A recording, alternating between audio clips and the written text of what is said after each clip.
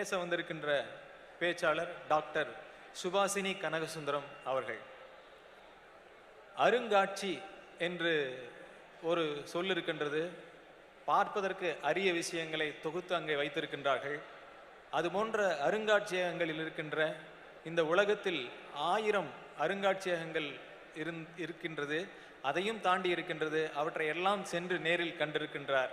அதை தொடர்ந்து புத்தகங்களாக உலக அருங்காட்சியகங்களின் தொகுப்பு 1, 2, 3 என்று 3 புத்தகங்கள் அந்த வகையிலேயே அவர் எழுதியிருக்கின்றார். அவரை காண்பதே அரிது. எனவே அவரே ஒரு அருங்காட்சி கொடுக்கின்ற இந்த வாய்ப்பினை நாம் பெற்றிருக்கின்றோம். இதை சரியாக பயன்படுத்துவோம். அவர் 5 நிமிடத்தில் என்ன சொல்ல இருக்கிறார் என்பதனை கேட்கவும் அதனை பயன்படுத்திக் கொள்வோம்.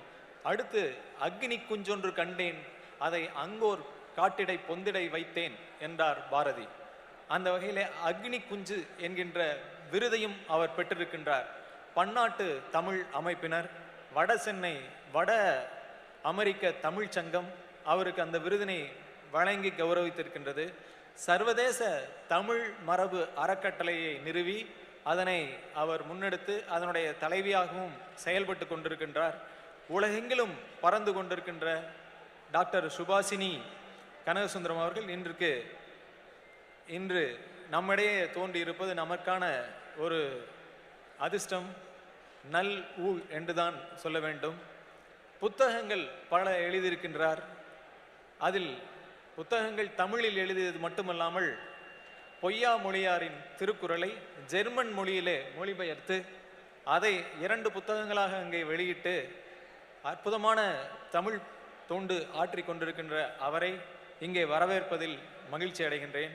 பல புத்தகங்கள், பல கட்டுரைகள், 800க்கும் மேற்பட்ட தமிழ் மேடைகள், அரிய கருத்தரங்கங்களில், கல்வி சாலைகளில் அவர் பேசியிருக்கின்றார். கல்வெட்டுக்களை குறித்து ஆராய்ச்சி செய்து அதை கற்றுக் கொடுப்பதற்கான முயற்சியும் அவர் மேற்கொண்டிருக்கின்றார். புத்தகங்கள் எழுதி கை வலிப்பதை பார்த்திருக்கிறோம். விருதுகள் வாங்கி கை வலிக்கின்ற அளவு விருதுகள் வாங்கியிருக்கின்ற டாக்டர் சுபாசினி கனகசுந்தரம் அவர்களை தமிழின் தொன்மையும் தொடர்ச்சியும் குறித்து 5 மணித்துளிகள் பேசுவதற்காக அனைவர் சார்பிலும் அன்போடு அழைக்கின்றோம்.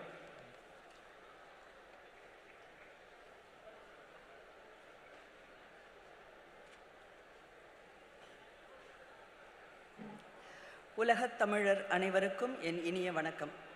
தொன்மையான மொழிகள் பல இருந்தாலும் ஒரு மொழியின் தொடர்ச்சியில்தான் அதன் உயிர்த்தன்மை இருக்கின்றது. தொன்மைத்தன்மையை கொண்டிருந்தாலும் புழக்கத்தில் இல்லாத பேச்சு, வழக்கில் இல்லாது மறைந்து போன மொழிகள் பல. இவற்றுள் தொடர்ச்சியும் வளர்ச்சியும் கொண்ட மொழியாகவும் பல புதிய சொல்வளங்களையும் உள்வாங்கிக் கொண்டு வளர்ந்த ஒரு மொழியாகவும் நமது தாய்மொழி தமிழ் திகழ்கின்றது. தமிழ் தொன்மையான ஒரு மொழி என்பதை உறுதி செய்ய இலக்கியம், இலக்கணம், தொல்லியல், அகழாய்வு சான்றுகள் உதவுகின்றன. கடந்த 50 ஆண்டுகளில் பெருமளவில் வளர்ச்சி கண்டுள்ள மரபணுவியல் ஆய்வுகளும் இதற்கு துணை புரியக்கூடிய பெரும் வாய்ப்புள்ளது. தமிழ் மொழி தொன்மையானது மட்டுமல்ல, அது தனித்துவமிக்க ஒரு மொழியாகவும் திகழ்கின்றது. தமிழ் இலக்கியங்களுள் ஒன்றான திருக்குறளும் தமிழ் இலக்கணமான தொல்காப்பியமும் பொருள் அதிகாரத்தை பற்றி உரைக்கின்றன. இலக்கியமும் இலக்கணமும் கண்ணுக்கு தெரியாத கடவுள் கொள்கையை விளக்குவதை நோக்கமாக கொள்ளாமல் மனிதர்களின் அன்றாட வாழ்க்கை, வணிகம், பொருளாதாரம், கலை, காதல், அன்பு என்பவற்றை பேசுவதுதான் தமிழின் தனிச்சிறப்பு. திணை சார்ந்த வாழ்வியலை விளக்கும் தமிழின் தொல் இலக்கியங்களான சங்கத்தமிழ் செய்யுட்கள் சூழலியல், இயற்கை, வாழ்விடங்கள், தொழிற்கூடங்கள், வணிகம் ஆகியவற்றோடு திணைக்கான கடவுள்களையும் படைத்து நம்மை தொடர்ந்து உயிர்ப்போடு விவாதிக்க உதவுகின்றன. ஒரு மொழியின் சிறப்பு என்பது அதன் தொன்மையிலும் தொடர்ச்சியிலும் இருப்பது போல அதன் தனித்தன்மையிலும் இருக்கின்றது. இந்திய துணைக்கண்டத்தின் மிக பழமையான தொல்லியல் களமாக இருப்பது மொஹஞ்சதாரோ ஹராப்பா தொல்லியல் களம். அந்த நாகரிகம் முற்றும் முழுவதுமாக அழிந்து போயிருக்க வாய்ப்பில்லை. கடற்பகுதியை ஒட்டிய நிலப்பரப்பில் அமைந்து மலைப்பகுதிகள் சூழ்ந்த இப்பகுதி பாதிப்புக்குள்ளான அக்காலகட்டத்தில் அங்கு வாழ்ந்த மக்கள் பல பகுதிகளுக்கு புலம்பெயர்ந்து சென்றனர். அவர்கள் இந்திய துணைக்கண்டத்தின் தெற்கு பகுதியில் நகர்ந்து வந்து குடிபெயர்ந்திருக்கும் சாத்தியக்கூறுகள் மிக அதிகம். ஹரப்பா நாகரிகத்து மக்கள் உயர்ந்த நாகரிகத்தை கொண்டறிந்தனர். உயர்தரமான வணிக அளவைகளை பயன்படுத்தினர். மற்றொரு பண்டைய நாகரிகமான சுமேரியர்களுடன் வணிக தொடர்பில் இருந்தனர். வீடுகளையும் தொழிற்கூடங்களையும் கட்டி நாகரிக வாழ்க்கை வாழ்ந்தனர். அதே நாகரிகத்தின் சாயலை நமக்கு கீழடியில் மேற்கொள்ளப்பட்ட அகழாய்வுகள் வெளிப்படுத்துகின்றன. சிந்துவெளியில் வாழ்ந்த மக்கள் அவர்களது மொழி, பண்பாடு, வாழ்க்கை முறை ஆகியவை மறைந்து அழிந்து விடவில்லை. மாறாக அவை தொன்மையின் தொடர்ச்சியாக சிந்துவெளி பகுதியிலிருந்து வெளியேறிய மக்களின் பண்பாட்டு கூறுகளாக தொடர்கின்றன. மொஹஞ்சதாரோ ஹராப்பா மக்கள் தங்கள் பண்பாட்டு கூறுகளை தங்களின் புலம்பெயர்வுகளின் போது உடன் கொண்டு சென்றனர். இன்று வணிகத்துக்காகவும் ஒப்பந்த கூலிகளாகவும் மேற்கிந்திய நாடுகளான கயானா, சுரினாம், ட்ரினிடாட் போன்ற நாடுகளுக்கும் பிரெஞ்சு கரீபிய தீவுகளான மார்டினிக், குவாதலப், செயின்ட் லூசியா தீவுகளுக்கும் மொரீஷியஸ், ரீயூனியன் ஆப்பிரிக்க நாடுகள், இலங்கை, மலாயா, இந்தோனேசியா போன்ற நாடுகளுக்கும் புலம்பெயர்ந்த மக்கள் மாரியம்மனையும் பொங்கலையும் கொண்டு சென்றதனால் இன்று இப்பகுதிகளில் தமிழர் பண்பாட்டு கூறுகளின் பரவலாக்கத்தை நாம் காண்கின்றோம்.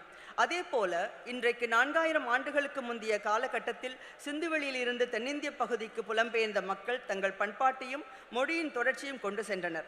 ஆய்வாளர் ஆர். பாலகிருஷ்ணன் அவர்கள் குறிப்பிடுவது போல சிந்துவெளியின் தொடர்ச்சியை தமிழ் நிலத்தின் பண்பாடாக வளர்ச்சி கண்டுள்ளது என்பதை இன்றைய அனைத்து ஆய்வுகளும் நமக்கு உறுதி செய்கின்றன. சிந்துவெளியின் பண்பாட்டு நினைவுகளை சங்கத்தமிழ் இலக்கியங்களாக மிளர்கின்றன. இந்திய மொழிகளில் முதலில் செம்மொழி தகுதி பெற்ற மொழி தமிழ். இதன் வேர்களை மட்டுமல்ல, அதன் விருதுகளையும் நாம் கொண்டாட வேண்டும். தமிழ் மொழி புதுமைகளை உட்புகுத்தி கொண்டு காலத்திற்கேற்ற வகையில் வளர்ச்சி கண்டு வரும் மொழி.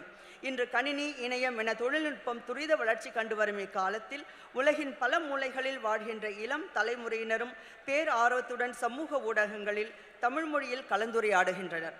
திருக்குறள் உலக தமிழர்களை ஒற்றை அடையாளமாக ஒன்றிணைக்கின்றது. புலம்பெயர்ந்த அயலக தமிழர்களை ஒன்றிணைக்கும் தமிழ்நாடு அரசின் முயற்சிகள் எங்களுக்கு பெருமையையும் மகிழ்ச்சியையும் அளிக்கின்றது. அதற்காக தமிழ்நாடு முதல்வருக்கும் துறை சார்ந்த அமைச்சர் பெருமக்களுக்கும் அதிகாரிகளுக்கும் நன்றியினை தெரிவித்துக் கொள்ளும் இந்நேரத்தில் புலம்பெயர்ந்த தமிழர்களுக்கும் அயல் நாட்டவர்களுக்கும் நமது பண்டைய தொன்மங்களை நவீன தொழில்நுட்பங்களின் துணையுடன் அறிமுகம் செய்வதன் மூலமாக உலகளாவிய உரையாடலை நாம் உருவாக்க முடியும். அயலக தமிழர்களின் வாரிசுகள் தமிழ் மொழியையும் பண்பாட்டையும் வரலாற்றையும் மறக்காமல் தொடர்வதற்கு அவை உதவி புரியும். அதற்கு தமிழ்நாட்டு அருங்காட்சியகங்கள் அனைத்தையும் ஓர் இணைய ஊடக பன்னாட்டாக்கம் செய்ய வேண்டும். நீண்டகால வணிக தொடர்புகளால் தமிழ் மொழியின் சொல்வளங்கள் உலக மொழிகள் பலவற்றுள் கலந்திருக்கின்றன. அவற்றை கண்டறியும் ஆய்வுகள் மேற்கொள்ளப்பட வேண்டும். தமிழ் மொழியின் தொன்மையை கண்டறிய தமிழ்நாடு மட்டுமன்றி அயல்நாட்டு பல்கலைக்கழகங்களுடன் இணைந்த அகழாய்வு பணிகளும் வரலாற்று ஆய்வுகளும் மேற்கொள்ளப்பட வேண்டும். இவை இதுவரை கண்டறியப்படாத புதிய கண்டுபிடிப்புகளையும் கல்வெட்டுக்களையும் கண்டறிய உதவும். தமிழ் மொழி தொடர்பான ஆய்வுகள் தமிழ்நாடு என்ற குறிப்பிட்ட ஓர் எல்லைக்குள் அடங்கிவிடாமல் விரிவான பார்வையுடன் அமைவதற்கான முறையான முயற்சிகள் தொடங்கப்பட வேண்டும். எனவே இவற்றை முன்னெடுப்பதில் தமிழ்நாடு அரசுடன் அனைவரும் இணைந்து செயல்படுவோம் என்று கூறி கிடைத்த இந்த வாய்ப்பிற்கு எனது நன்றியை தெரிவித்துக் கொள்கின்றேன். நன்றி, வணக்கம்.